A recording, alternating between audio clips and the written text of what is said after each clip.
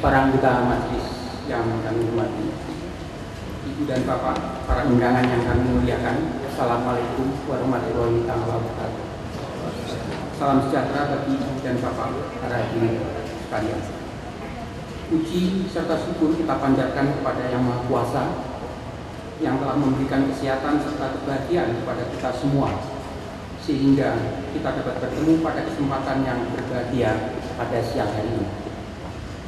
Tidak lupa kami sampaikan ucapan terima kasih serta penghargaan atas kehadiran Ibu dan Bapak sekalian memenuhi undangan kami pada sidang pleno terbuka Majelis Guru Besar Institut Teknologi Bandung pada siang hari ini. Sebelumnya, marilah kita tundukkan sejenak kepala, kita panjatkan doa kepada Yang Maha Kuasa, kiranya kita semua mendapatkan perlindungan, rahmat serta ridho-Nya. Khususnya bagi para anggota majelis, kiranya Tuhan Yang Maha Kuasa membimbing kita semua di dalam menghadapi berbagai tugas serta tanggung jawab sebagai pemimpin akademik di Institut Teknologi Bandung. Berdoa kita mulai.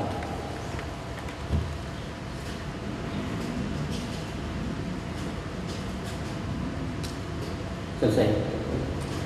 Ibu dan Bapak, para hadirin yang kami muliakan, atas izin para anggota majelis yang terhormat, sidang pleno terbuka Majelis Guru Besar Institut Teknologi Bandung pada siang hari ini, Jumat 22 Februari 2013, dengan acara tunggal pidato ilmiah Guru Besar Institut Teknologi Bandung oleh Profesor Bambang Sumindar Purwasasmita dan Profesor Komar Ruslan Wirasutisna kami nyatakan dibuka. Semoga Tuhan Yang Maha Kuasa membimbing sidang ini mencapai tujuannya yang terbaik, baik untuk ITB maupun untuk bangsa Indonesia. Ibu dan Bapak, para undangan yang kami muliakan, adalah merupakan tradisi dari Majelis Guru Besar Institut Teknologi Bandung sebagai lembaga yang bertanggung jawab kepada masyarakat akademik yang berfungsi menjaga tata nilai institut, menyampaikan kepada masyarakat mengenai berbagai kemajuan pada tanggung jawab dalam pengembangan nilai-nilai institut, yaitu sebagai pusat pengembangan ilmu pengetahuan dan sebagai pusat pengembangan budaya bangsa. Pidato ilmiah Guru Besar adalah salah satu tradisi yang dilakukan guna menyampaikan kepada masyarakat mengenai keberadaan Institut Teknologi Bandung melalui berbagai capaian akademik yang telah diperoleh para akademisinya, khususnya oleh mereka yang telah mendapatkan kepercayaan dari institut guna mengemban jabatan akademik tertinggi sebagai guru besar pada Institut Teknologi Bandung. Guru besar adalah jabatan fungsional akademik pada suatu perguruan tinggi yang bersama komunitas keilmuannya merupakan unsur amat penting serta perlu di dalam membangun serta menumbuh kembangkan akademik kapasiti pada perguruan tinggi yang bersangkutan. Kehadiran seorang guru besar bagi suatu perguruan tinggi adalah kehadiran seorang pemimpin akademik yang diakui telah berhasil memimpin kelompok keilmuannya dalam menghasilkan ilmu baru yang bermakna bagi kehidupan. Sebagai pemimpin akademik, seorang guru besar adalah pembawa bendera dalam keilmuannya, sehingga kehadiran seorang guru besar bagi Institut Teknologi Bandung bermakna pula sebagai kehadiran suatu keilmuan baru beserta komunitasnya yang akan menjadi aset amat penting ke depan, bukan saja bagi ITB, tetapi juga bangsa Indonesia. Para hadirin sekalian, telah hadir di antara kita pada siang hari yang amat berbahagia ini adalah putra-putra terbaik ITB, Profesor Bambang Sumindar Purwasasmita, guru besar dalam bidang ilmu proses material maju pada Fakultas Teknologi Industri ITB, dan Profesor Komar Ruslan Wirasutisna, guru besar dalam bidang ilmu fitokimia pada Sekolah Farmasi Institut Teknologi Bandung. Pada kesempatan sidang terbuka ini, beliau akan menyampaikan pidato ilmiah Guru Besar atas nama Institut Teknologi Bandung sebagai pertanggungjawaban akademik seorang pemimpin akademik ITB kepada masyarakat di hadapan para hadirin sekalian. Dan sekalian, untuk berikutnya izinkanlah kami membacakan secara singkat riwayat akademik Profesor Komar Ruslan Wirasutisna di hadapan para hadirin sekalian. Profesor Komar Ruslan Wirasutisna dilahirkan di Bandung 20 Oktober 1949. Di dalam karir akademik beliau ditemani seorang istri tercinta, Madina Rayati almarhum dan Suraya Sumarsih, serta dikaruniai 5 orang putri dan putra serta beberapa cucu, Aldi Rinaldi Ajas, Adi Sari Marta Ajas, Yuliati Kumar Nugraha, dan Ayu Deni Andia Ajas. Lulus sarjana farmasi Institut Teknologi Bandung pada tahun 1975, mendapatkan apoteker tahun 1976, DEA dari Paul Sabatier Toulouse, Prancis pada tahun 1978, Dr. de Trois Farmasi Universitas Paul Sabatier Toulouse, Prancis pada 1981, serta Dr. Teta pada bidang farmasi dari universitas yang sama pada tahun 1983. Sebagai dosen pada Sekolah Farmasi Institut Teknologi Bandung, dimulai dengan asisten ahli madya pada tahun 1977, asisten ahli pada tahun 1983, lektor muda pada 1986, lektor madya 1992, lektor 1999, lektor kepala tahun 2001, dan guru besar dalam bidang ilmu fitokimia pada Sekolah Farmasi Institut Teknologi Bandung pada Desember 2012 yang lalu. Dalam kegiatan pendidikan, berbagai mata kuliah baik sarjana maupun pasca sarjana telah dipegang dan dibina oleh beliau bersama teman-temannya. Sejumlah banyak sarjana magister dan doktor telah dihasilkan dalam karir beliau sebagai pendidik. Di dalam penelitian dan pengabdian pada masyarakat, terdapat sejumlah banyak penelitian maupun pengabdian pada masyarakat, baik kerjasama nasional maupun kolaborasi internasional telah diperoleh, dan beberapa di antaranya sedang berlangsung. Yang itu semuanya menunjukkan kepercayaan masyarakat atas masyarakat akademik, atas kapasitas akademik beliau di dalam bidangnya, bukan saja pada politika nasional maupun internasional. Untuk itu sejumlah publikasi berkualitas amat tinggi atas karya-karya beliau telah pula diterbitkan oleh berbagai media ilmiah nasional maupun internasional yang berreputasi. Kepemimpinan beliau di dalam akademik banyak ditunjukkan dalam kegiatan riset bersama kelompok ilmuannya, baik yang di dalam ITB maupun dengan di luar ITB, bahkan juga dari luar negeri. Sangat banyak jabatan akademik maupun non-akademik selama karir beliau menjadi dosen ITB. Antara lain, sebagai pimpinan proyek P2T ITB merangkap proyek Core Director pemantauan SCF tahun 1993 hingga 1996, Ketua KK Biologi Farmasi pada Sekolah Farmasi sejak tahun 2003 hingga sekarang, tim leader mengenai penelitian DIPI sejak tahun 1999 hingga tahun 2000, anggota Senat Akademik ITB sejak tahun 1999 hingga sekarang, Wakil Rektor ITB tahun 2001-2002, dan anggota ILIA ITB sejak tahun 2006 hingga tahun 2012. Jejaring kerjasama internasional antara lain dilakukan bersama Universitas Groningen Belanda pada tahun 2005, Honsei University Korea Selatan 2010. Dia mendapatkan penghargaan 25 tahun pengabdian dari Rektor Institut Teknologi Bandung pada tahun 2002, dan Satya Lancana Karya Satya 30 tahun dari Presiden Republik Indonesia tahun 2007. Dua sekalian, pada kesempatan yang berbahagia ini, Profesor Komarus Lanwira Sutisna akan menyampaikan pidato ilmiah besar beliau yang berjudul Peran Ilmu Fitokimia dalam Pengembangan Obat-Bahan Alam Indonesia melalui Pendidikan, Penelitian, dan Pengabdian pada Masyarakat. Yang terpelajar Profesor Komarus Lanwira Sutisna, dengan segala hormat kami mengundang Profesor untuk menyampaikan pidato ilmiah yang telah disiapkan. Hadirin sekalian, kami mohon fokus untuk Profesor Komarus Lanwira.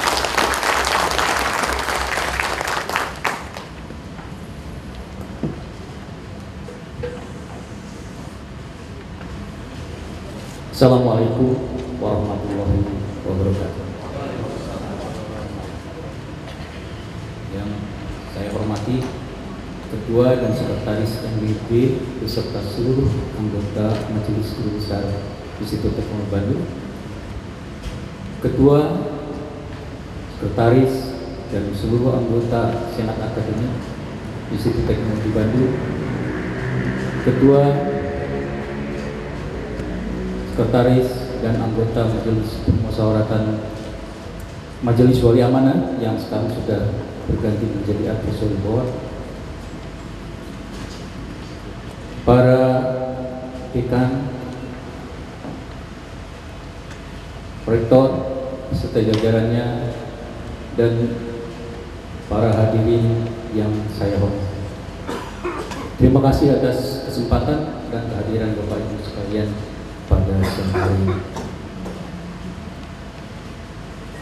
Izinkan saya untuk menyampaikan paparan tentang peran ilmu fitokimia dalam pengembangan obat bahan alam Indonesia melalui pendidikan, penelitian, dan pengabdian pada masyarakat.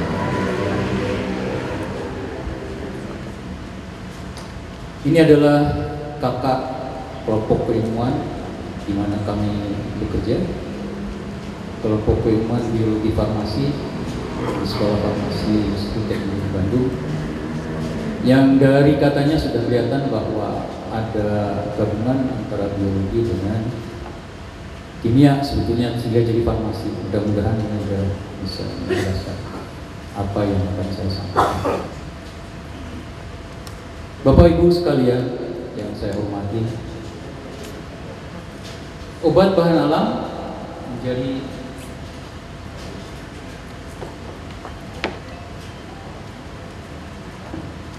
bahan pengobatan yang utama sebelum ditemukannya obat-obat sintesis.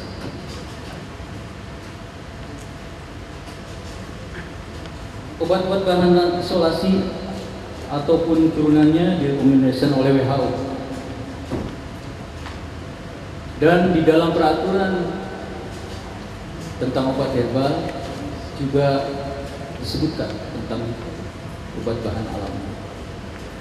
Perkembangan obat bahan alam tidak dapat dilepaskan dari perkembangan obat bahan dari perkembangan ilmu fitokimia yang saya tekuni bersama teman-teman di laboratorium. Hadirin sekalian, obat bahan alam mencakup obat yang berasal dari tumbuhan, hewan, ataupun mineral. Walaupun demikian, yang berasal dari tumbuhan itu masih mendominasi. Obat bahan alam Indonesia, semua obat yang dibuat dari bahan menurut definisinya, itu adalah semua obat yang dibuat dari bahan alam Indonesia. Proses pembuatannya belum sampai pada suatu isolat murni atau hasil pengembangan dari isolat tersebut. Sebagai ilustrasi di sini kita melihat barangkali Bu Bapak tidak memperhatikan, sebetulnya ada gambar yang berbeda logo. Kalau kita melihat obat bahan alam, yang pertama adalah jamu. Yang diklaim itu adalah keamanan dan khasiatnya berdasarkan empiris.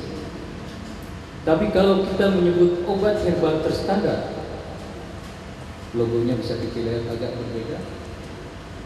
Obatnya harus aman, khasiatnya harus melalui proses praklinik. Praklinik itu adalah dibuktikan melalui eksperimen pada hewan. Dan bahan obat bakunya harus terstandar. Yang terakhir adalah obat fitofarmaka, di mana obat ini harus aman, khasiatnya tidak cukup dengan klinik, jadi harus dibuktikan secara klinis, artinya dicobakan kepada manusia, dan bahan bakunya tetap harus terstandar. Bapak Ibu, tadi Pak Bambang juga sudah menyampaikan bahwa kita itu adalah negara nomor 2 setelah Brasil, terkaya dilihat dari keragaman hayati. Secara kuantitatif ada kurang lebih 25.000 sampai 30.000 spesies. Kalau Bapak Ibu tidak percaya silakan menghitung sendiri. 2.500 adalah berpotensi sebagai tanaman obat, dan 283 jenis tanaman telah terdaftar di Badan POM sebagai bahan baku obat herbal. 25.000 dan baru 283 yang terdaftar. Masih banyak tanaman yang belum dimanfaatkan dengan baik dan menjadi tantangan bagi peneliti dalam bidang fitokimia. Hadirin, ini adalah ilmu fitokimia. Pembahasan obat-obat alam tidak dilepaskan dari fitokimia. Fito adalah tumbuhan, kimia ya kimia, barangkali itu susah diterjemahkan kimia. Jadi kajian fitokimia adalah mengkaji tentang senyawa-senyawa yang terkandung di dalam tumbuhan atau tanaman. Kalau kita mau mengkaji fitokimia, secara fitokimia itu ada di sini ditulis tiga aspek, sebetulnya sangat banyak. Yang pertama adalah deteksi kualitatif. Ada apa sih di dalam tumbuhan tersebut? Kemudian kita berusaha untuk mengisolasi, artinya mendapatkan senyawa yang ada dalam tumbuhan tersebut. Dan juga pengujian secara kuantitatif yang terkait nanti dengan proses standarisasi. Sebagai ilustrasi, kinin dari Kina merupakan tonggak awal dari isolasi obat bahan alam tersebut.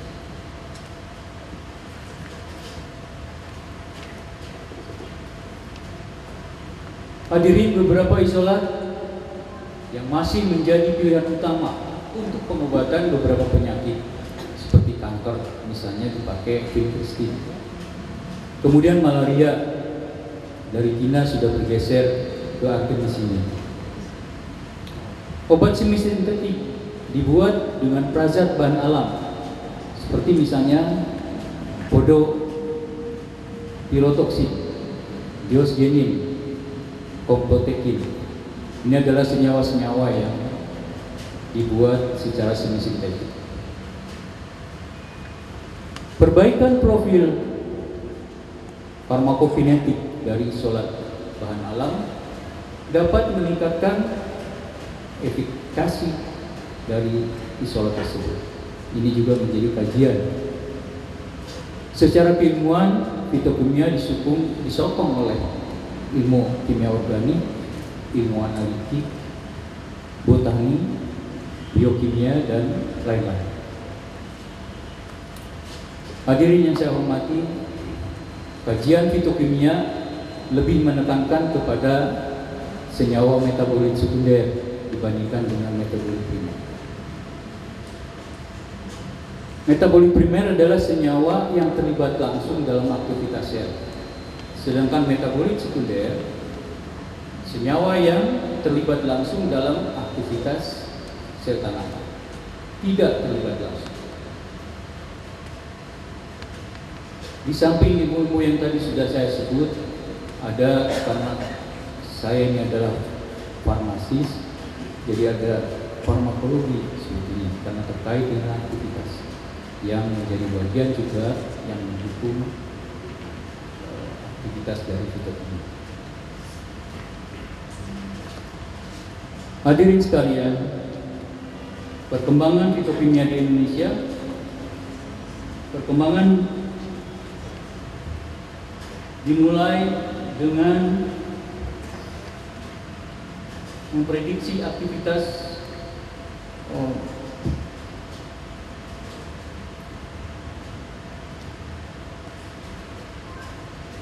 ini ada tokoh-tokoh yang melakukan penelitian di Cisarua Bogor. Ini di penelitian biokimia, ini susah bacanya, besok. Kemudian tahun 1967 itu adalah penelitian lebih sistematik oleh Bisset menggunakan bahan alam dari Maluku. Kalau kita lihat perkembangan dari tahun 58 sampai sekarang, perkembangannya sangat lambat. Memang bandingannya harus dengan Cina dan Jepang serta Korea. Barangkali kita punya perbandingan yang bukan apple to apple. Yang diutamakan adalah karena ketidakadaan instrumentasi. Walaupun sekarang sudah berdatangan di TV juga sudah ada alat yang menambah perkembangan tersebut. Bapak Ibu sekalian, yang diperlukan adalah sinergitas. Ilmu-ilmu tersebut di atas untuk meningkatkan luaran penelitian fitokimia di Indonesia dengan tujuan untuk memajukan bahan alam Indonesia.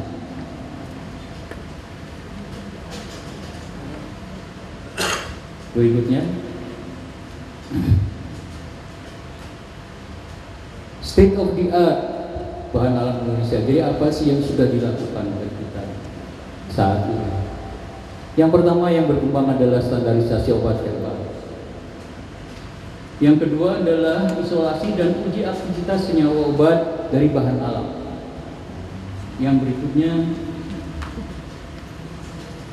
uji aktivitas praksi. Yang lain adalah bioteknologi tanaman obat yang mencakup kultur jaringan, biotransformasi, elisitasi, dan kombinatorial biosintesis. Yang juga sedang berkembang adalah penelitian komprehensif beberapa jenis tanaman dari famili Zingiberaceae, dari tanaman lain yang digunakan sebagai komposisi obat herbal Indonesia, dan yang terakhir adalah teknologi bahan alam. Bapak Ibu, kalau kita simpulkan apa sih sebetulnya atau akan kemana arah penelitian bahan obat alam ini? Yang pertama adalah berdasarkan kepada aktivitas. Jadi kita farmasi tentunya akan terkait dengan aktivitas. Di samping kiri itu adalah beberapa struktur senyawa yang diketahui atau menjadi bagian yang diteliti. Yang berdasarkan aktivitas, misalnya antidegeneratif, kita selalu akan menjadi tambah tua, anti diabetes, anti hipertensi, anti hiperlipidemia. Kemudian ada anti mikroba, anti bakteri, anti fungi, anti inflamasi juga, dan tidak lupa bahwa ada penelitian yang mengarah kepada kosmetik, penumbuh rambut, karena saya sudah merasakan bahwa ini penting begitu. Kemudian juga pestisida. Orientasi lain adalah berdasarkan kemotaksonomi. Kemotaksonomi adalah melihat kekerabatan dari struktur kimia berdasarkan famili atau keluarga dari sismatik. Kemudian kita mencoba juga memproduksi bahan aktif pembanding. Ada kesulitan kalau kita harus impor, di samping mahal juga susah. Padahal kita mempunyai banyak bahan. Kita juga mencoba untuk bisa memproduksi atau mengisolasi senyawa bahan aktif pembanding. Tidak lupa bahwa ada excipient. Excipient adalah bahan yang bisa membantu untuk pembuatan tablet, pembuatan bahan-bahan obat lain. Ada produksi minyak atsiri, produksi metabolit sekunder melalui bioteknologi, dan standarisasi baik untuk simplisianya, bahannya maupun untuk ekstraknya, dan diterapkan di dalam industri. Ini beberapa contoh penelitian yang sudah atau sedang kami teliti. Aktivitas ada 11 tumbuhan dari satu keluarga diuji. Kemudian juga kita mencoba, ini adalah terkait dengan bagaimana terkait dengan aktivitas tumbuhan. Kemudian ada aktivitas larvasida. Kemudian ada aktivitas melihat efek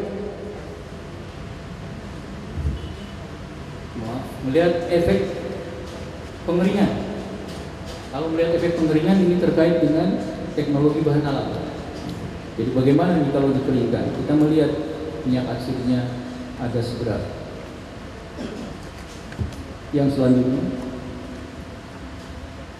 ini adalah terkait dengan mencari eksipien, mencari bahan pembanding, produksi bahan aktif pembanding, mencari mangostin.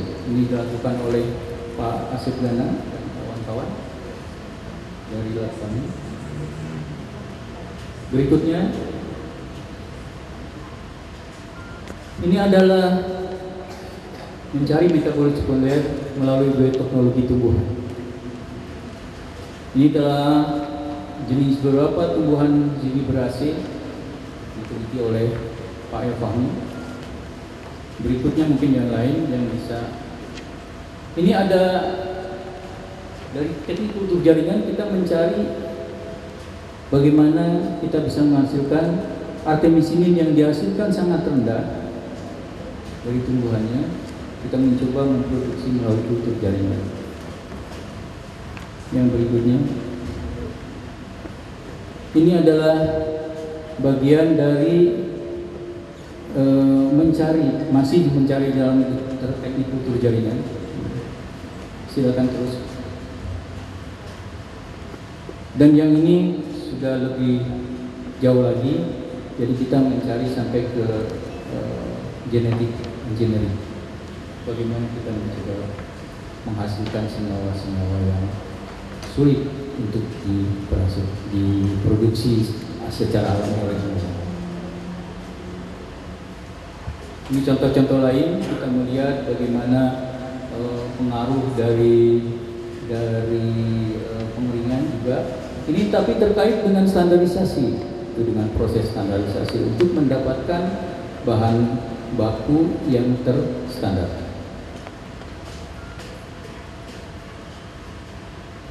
Baik, kita lihat sekarang Bapak Ibu yang saya hormati,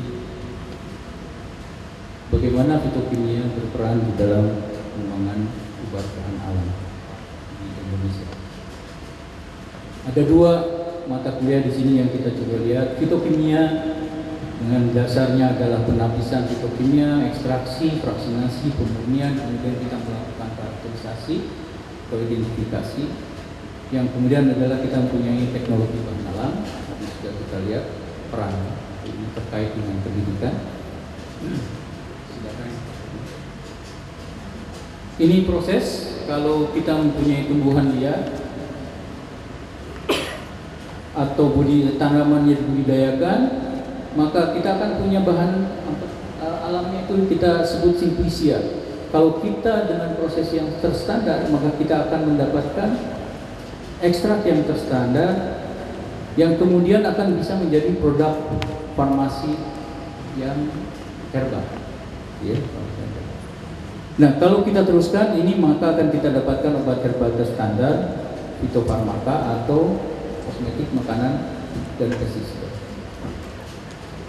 Tidak hanya yang dibudidaya, kita juga bisa berjalan dengan hasil rekayasa. Maka kita akan bisa mendapatkan ekstrak. Dari ekstrak ini kita akan bisa mendapatkan senyawa murni yang aktif atau senyawa murni yang tidak aktif yang akan dimodifikasi. Kemudian juga kita bisa menghasilkan eksibit.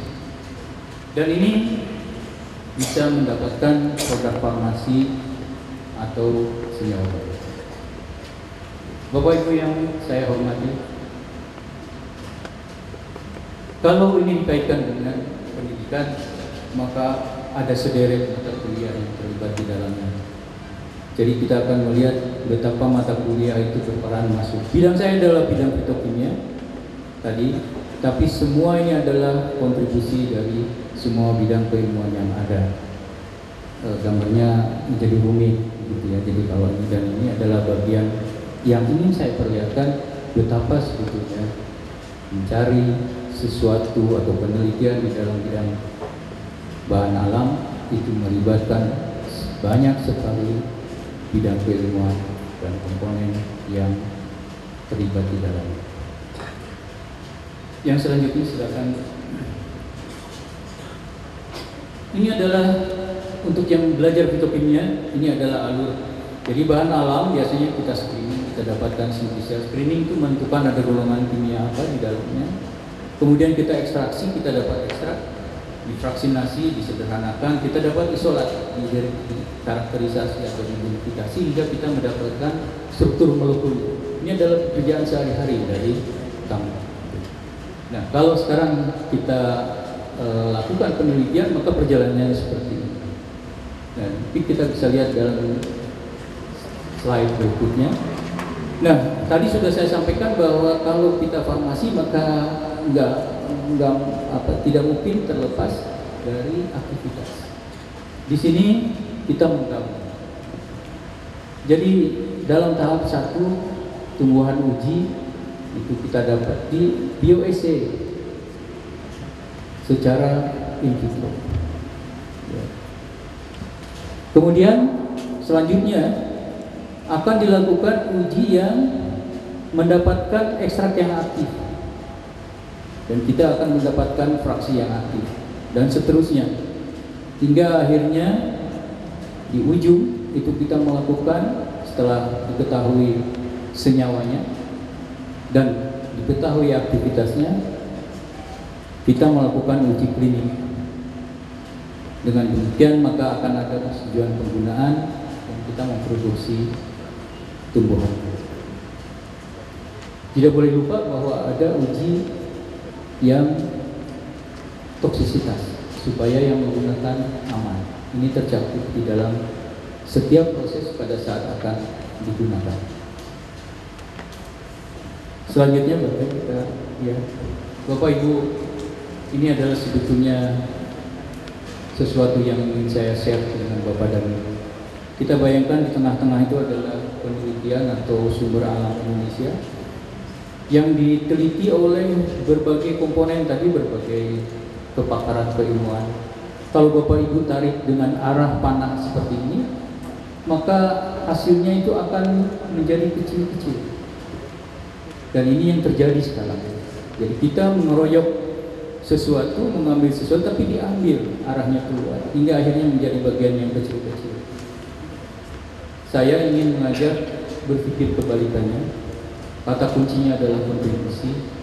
Jadi kalau kita mempunyai topik atau mempunyai pekerjaan tentang bahan alam, kalau setiap kepakaran, setiap bidang, setiap keahlian melakukan penelitian dan masuk ke dalam ke arah yang ke tengah, maka hasilnya itu akan mendapatkan hasil yang besar. Dan nantinya kalau ini terjadi di ITB, maka secara nasional akan kelihatan. Ini yang kita harapkan, pekerjaan yang bisa dilakukan dalam penelitian. Bapak Ibu, selalu menjadi dilema. Kalau kita melakukan pekerjaan penelitian yang dekat dengan masyarakat, biasanya terus dinyatakan keilmuannya menjadi kurang. Ini adalah jalur yang terpikirkan. Ini juga bukan hasil pemikiran saya sendiri, ini banyak diinspirasi oleh beberapa teman yang lain yang sebelumnya. Jadi kalau saya punya bahan alami, kemudian berbasis kepada keilmuan, maka saya akan bisa menghasilkan S2, S3, dan bisa mendapatkan sesuatu kontribusi kepada keilmuannya. Tapi kalau saya sekarang melakukan spin-off dalam perjalanan tersebut, misalnya saya melakukan identifikasi aktivitas dari suatu tumbuhan, itu adalah aplikasi. Spin-off ini akan bisa langsung digunakan oleh masyarakat. Misalnya tadi ada antidegeneratif, ada antimikroba, ada antiinflamasi, ada kosmetik. Spin-off yang lain yang mungkin adalah melakukan standarisasi dan sudah dilakukan oleh Pak Asep dan teman-teman. Bisa dipakai untuk mengisi kepada farmakope herbal, dimanfaatkan oleh masyarakat industri jamu. Spin-off ini tetap akan memberikan masukan yang baru kepada jalur perjalanan dari keilmuan. Teknologi farmasi yang banyak dilakukan oleh teknologi teknik produksi banyak dilakukan oleh Pak Krasno di lab kami. Ini contohnya misalnya pengaruh proses terhadap kadar bahan aktif tadi sudah kita lihat. Ini juga spin-off yang bisa langsung dipakai oleh masyarakat. Dengan cara seperti ini, maka kita akan bisa tetap menjaga keilmuannya, tapi juga bisa dirasakan keberadaannya oleh masyarakat. Bapak Ibu yang saya hormati, mari kita melihat yang berikut. berikutnya. Ini beberapa pengabdian masyarakat yang sudah dilakukan. Ada layanan standarisasi, layanan kursus singkat, pembinaan terhadap industri kecil, penyediaan contoh ekstra, dan lain-lain. Bapak Ibu yang saya hormati, perspektif ke depan.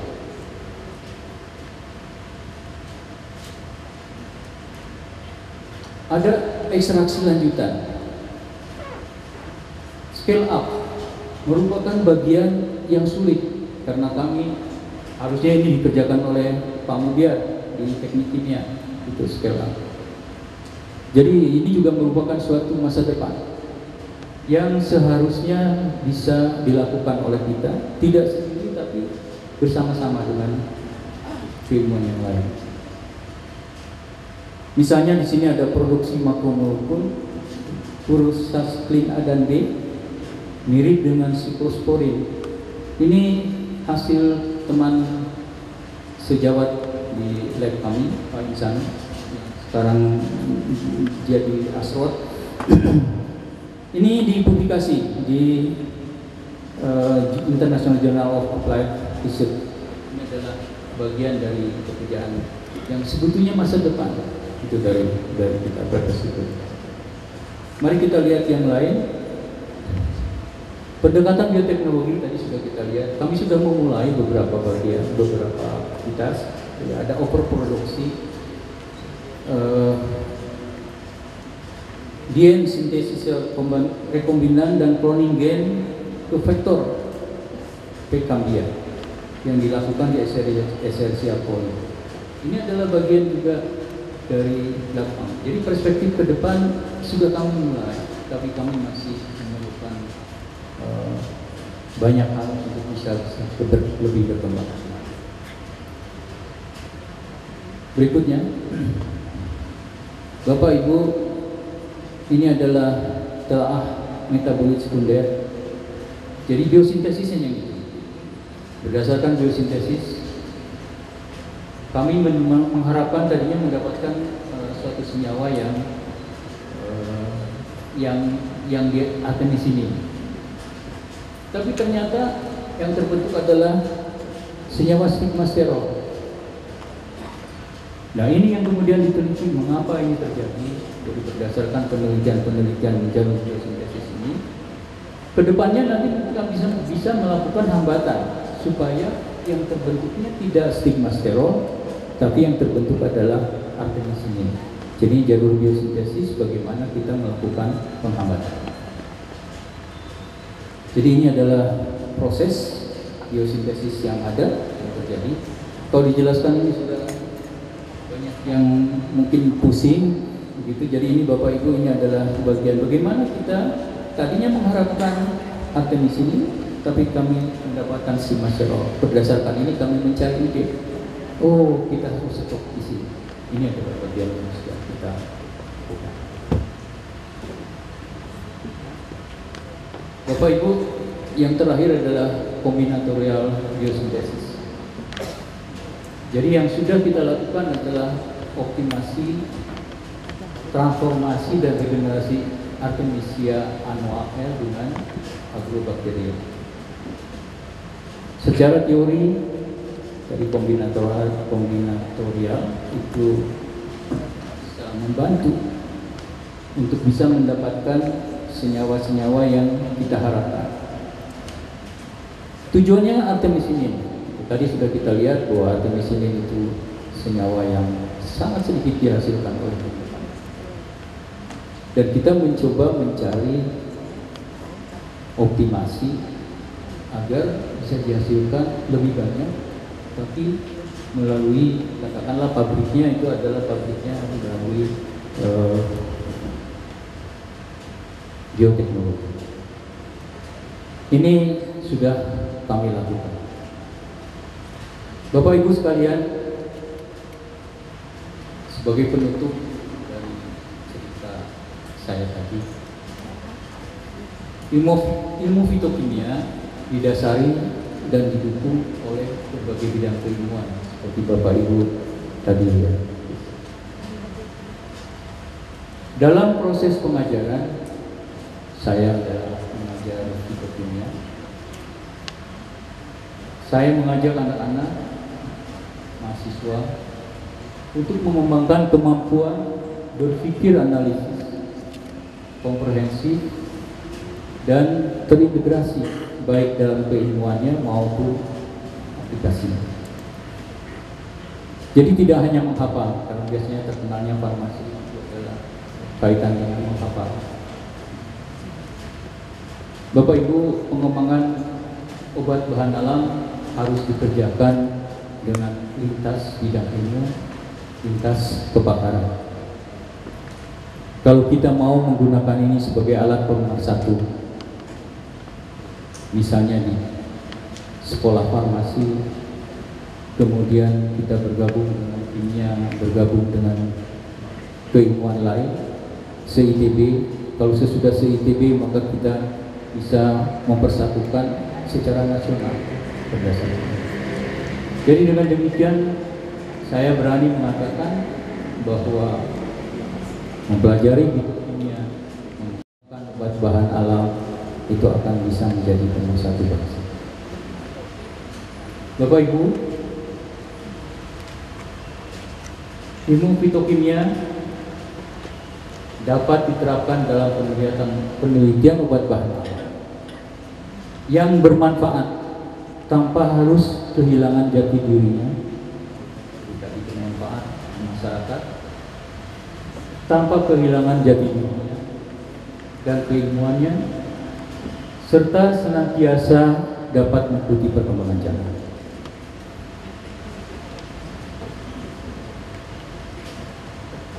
Bapak Ibu sekalian, ini adalah bagian yang tersulit. Tadi saya diwanti-wanti jangan sampai menangis pada saat saya membacakan ini.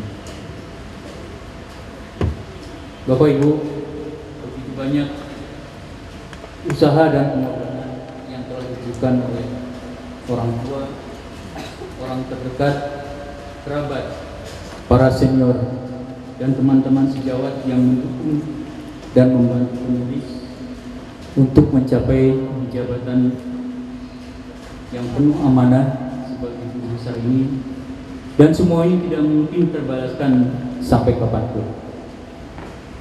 Untuk ini saya ingin menyampaikan ungkapan rasa terima kasih yang sedalam-dalamnya dari lubuk hati yang paling dalam. Yang pertama kepada Allah Subhanahu wa Ta'ala, Allah yang Maha Besar, yang telah menjadikan hal yang hampir tidak mungkin saya menjadi seorang guru besar dengan kebesaran dan keagungannya, menjadikan hal ini sebagai suatu keniscayaan dengan kun fayakun. Puji dan syukur saya ingin sembahkan kehadiran atas segala karunia-Nya kepada hamba. Izinkan saya untuk berterima kasih kepada Ketua, Sekretaris, dan seluruh anggota Majelis Guru Besar ITB yang telah memberikan kesempatan dan kehormatan kepada saya untuk menyampaikan pidato pada saat ini, serta sekaligus atas dukungan dan kepercayaannya selama ini hingga proses pengangkatan saya sebagai guru besar berjalan lancar. Terima kasih kami sampaikan kepada Rektor beserta jajarannya, Senat Akademik, pimpinan, serta seluruh anggota, pimpinan dan anggota MWA ITB yang senantiasa menyemangati dan mendukung agar kami terus berusaha menjadi guru besar.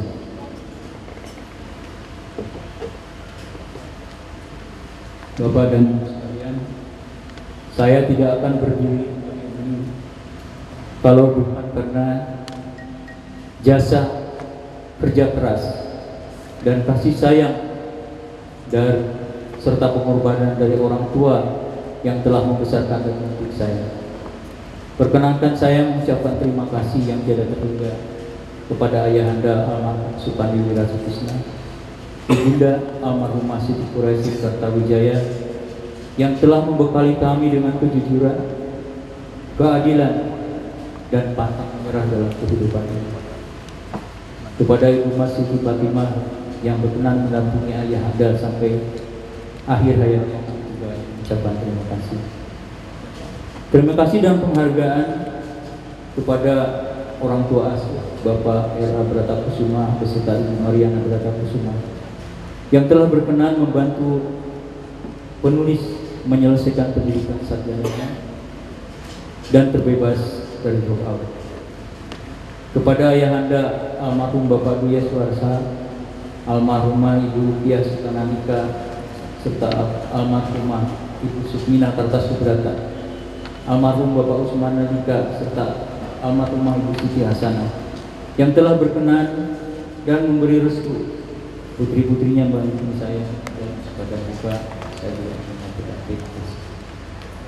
Penulis yakin tidak mungkin dapat mencapai hasil seperti ini kalau tidak karena dukungan, dorongan, dan kadangkala paksaan disertai dengan pengorbanan dari istri tersayang almarhumah Mariana Rayati yang telah dengan sabar dan tegar mendampingi penulis sampai akhir hayatnya dengan kasih sayang yang membesarkan dan mendidik anak-anak kami dalam suka dan duka. Kepada istri tercinta Soraya Sumasi yang telah berkenan mendampingi penulis dan memaksa dengan caranya agar penulis mau mengurus kenaikan jabatan, serta berkenan berbagi dalam kegembiraan dan lebih sering dalam keprihatinan di sisa usia kami. Pada anak-anak dan cucu-cucu tersayang, terima kasih. Anda semua telah berkenan mendukung, menyemangati, membantu Bapak dan Aki mencapai keadaan seperti ini. Terima kasih Allah Subhanahu wa Ta'ala telah memberikan kepada kami anak dan cucu yang insya Allah akan menjadi soleh dan soleh. Dalam kesempatan yang berbahagia ini kami ingin berbagi kebahagiaan dengan adik-adik dan kakak kandung serta kakak ipar dan adik-adik asuh yang tidak mungkin disebut satu persatu, di mana kami bisa berbagi, saling mendukung, dan kadangkala bertengkar karena kami saling menyayangi. Secara khusus saya ingin berterima kasih kepada Agenda almarhum dari Ajas beserta keluarga besar Ajas yang telah memberi kesempatan untuk menyayangi istri dan anak-anak menjadi istri dan anak-anak saya. Kepada anak-anak asuh grup Garasi 37, terima kasih karena kalian telah berkenan berbagi suka dan duka. Dalam kesempatan yang sangat langka ini saya ingin menyampaikan terima kasih, penghargaan, serta salam hormat kepada Maha Guru Profesor Dr. Wiranto Aris Munandar yang telah dengan arif dan bijaksana membimbing saya sejak saya masih mahasiswa menjadi dosen muda dan sekarang menjadi dosen tua. Terima kasih juga saya sampaikan kepada dekan, wakil dekan, senat sekolah farmasi, staf akademik, staf non akademik sekolah farmasi IPB yang atas segala dukungan dan bantuannya selama ini yang telah diberikan kepada kami hingga proses pengusulan guru besar ini berjalan lancar. Saya ingin berterima kasih kepada guru-guru saya di TK Regina Pasis Bogor, guru saya di SD Yayasan Salib Suci Cibangkong, sekarang Selamat Riyadi, guru-guru di SMP 4 Bandung, guru-guru di SMA 6 dan SMA 3 Bandung, yang berkat bimbingan dan didikannya saya berhasil meraih guru besar. Dalam kesempatan ini saya ingin berterima kasih kepada pemberi rekomendasi tertulis Profesor Dr. Salam Sokro, Rektor Universitas Yarsi yang sekarang diwakili oleh Bapak Antono, Profesor Dr. Wiranto Aris Munandar, Profesor Isro Isetan, Profesor Dr. Lin Yulina, Profesor Dr. Asep Gana Suganda, Profesor Salamat Ibrahim, Profesor Dr. Yayat Cahyati yang dengan tulus ikhlas berkenan memberi dukungan kepada saya. Dan saya masih teringat Ibu Isro Isetan menyatakan, kenapa Pak Komar mengurus guru besar sudah insaf? Itu jadi pertanyaan dari ibu. Terima kasih juga perlu disampaikan kepada Profesor Dr. Andrianus Asumardi, Profesor Kudus Muslinar, Profesor Sukmajaya Asari, Profesor Sundani, Profesor Profesor Dayano Hadi, Profesor Suprasno, yang senantiasa mendukung sejak munculnya di sekolah farmasi sampai terima kasih saya sampaikan kepada rekan-rekan kakak biologi farmasi, Pak Asep, Pak Prasno, Ibu Ani, Ibu Irda, Pak Asari, Pak Elfahmi, Pak Insano, Ibu Rika, Mas Hegar atas semua dukungannya, mulai dari menyusun publikasi sampai hari ini masih bersedia menjadi asror. Kepada senior saya, Profesor Iwan Subiro, almarhum Profesor Dr. Charles Hegar, Profesor Fauzi Suib, Pak Guswin, Pak Haryanto, Ibu Sri Wulan, Pak Kusasi, Pak Nobinata yang hari ini berkenan hadir, Ibu Kusasi. Terima kasih Pak almarhum Pak Sudiro, Pak Kusasi Satya Dharma, Pak Kurnia Firman. Kalau disebutkan semuanya ini ada di sini, ada Pak Bin juga, terima kasih banyak. Ada Pak Anom, ada Ibu Sugiyaso, Pak Bin almarhum Bayu Bawa dan lain-lain. Saya mohon maaf tidak disebutkan, ini fotonya sangat banyak di sini. Ada semua adalah senior yang berkenan menerima saya sebagai dosen. Kalau beliau-beliau ini tidak berkenan menerima saya, maka saya tidak akan berkenan. Tidak lupa ini pada Pak Amir Musadat, Pak Badu Zaman dan teman-teman ex Farmasi 69 yang saling mendukung dalam perjalanan ini. Bapak dan Ibu sekalian, saya ingin menyampaikan penghargaan yang setinggi-tingginya pada Profesor Joko Santoso, Profesor Widyo Nugroho, Profesor Yanwar Saharum yang telah bekerja keras hingga usulan saya bisa diselesaikan di Jakarta dalam 2 bulan. Jadi kalau mau itu pertanyaan ini menjawab bahwa sebetulnya mereka yang bekerja. Terima kasih kepada Pak Indrajati dan Pak Mustoko, teman-teman ex Project OECF yang telah berbagi di dalam belajar memahami kesetiaan, more than friend. Kepada dekanat dan senat FNIPA di mana saya pernah bergabung, secara khusus pada Ibu Cynthia dan Pak Radiman yang senantiasa memberikan dukungan dan dorongannya, saya mencapai guru besar ini. Saya ucapkan terima kasih. Bapak dan Ibu sekalian, banyak yang berjasa dan mungkin banyak yang terlupa saya sebutkan tadi. Tapi saya ingin menyampaikan terima kasih kepada semuanya. Mudah-mudahan Tuhan membalas semua kebaikan Bapak Ibu sekalian. Wabillahi taufiq wal hidayah. Wassalamualaikum warahmatullahi wabarakatuh.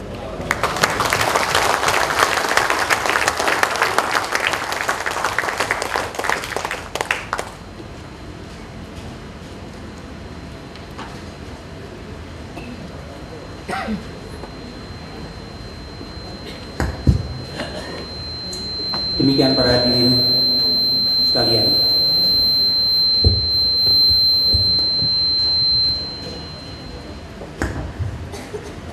Demikian para hadirin sekalian, Profesor Umar Ruslan Wirasutisna dengan pengalaman akademiknya yang sangat kaya atas nama Institut Teknik Bandung telah menyampaikan pidato ilmiahnya sebagai pertanggungjawaban akademik kepada bangsa Indonesia yang telah kita nikmati sebagai suatu kuliah yang sangat berharga di siang hari ini. Kami sekali lagi mengundang para hadirin untuk menyampaikan puji serta syukur atas karya-karya yang sangat bermakna dari Profesor Umar Ruslan Wirasutisna sebagaimana yang telah disampaikan. Kiranya rencana ke depan dari Profesor Umar Ruslan Wirasutisna dalam memimpin keilmuannya menghasilkan karya-karya terbaik yang lainnya serta bermakna bagi kesejahteraan umat manusia. Para hadirin sekalian yang sangat kami muliakan, terima kasih atas perhatian serta kesabaran yang telah diberikan. Sebaliknya, mohon maaf jika terdapat kekurangan di dalam penyelenggaraan sidang pleno terbuka pada siang hari ini. Pada akhir sidang ini nanti kami mengundang Profesor Umar Ruslan Wirasutisna beserta keluarga, serta Profesor Bambang Sumindar Purwasasmita beserta keluarga untuk berdiri di panggung ini guna menerima ucapan selamat dari para hadirin. Akhirnya, atas izin anggota majelis yang terhormat, dengan ini sidang pleno terbuka Majelis Guru Besar Institut Teknik Bandung pada siang hari ini, Jumat 22 Februari 2013 kami nyatakan ditutup. Wassalamualaikum warahmatullahi wabarakatuh.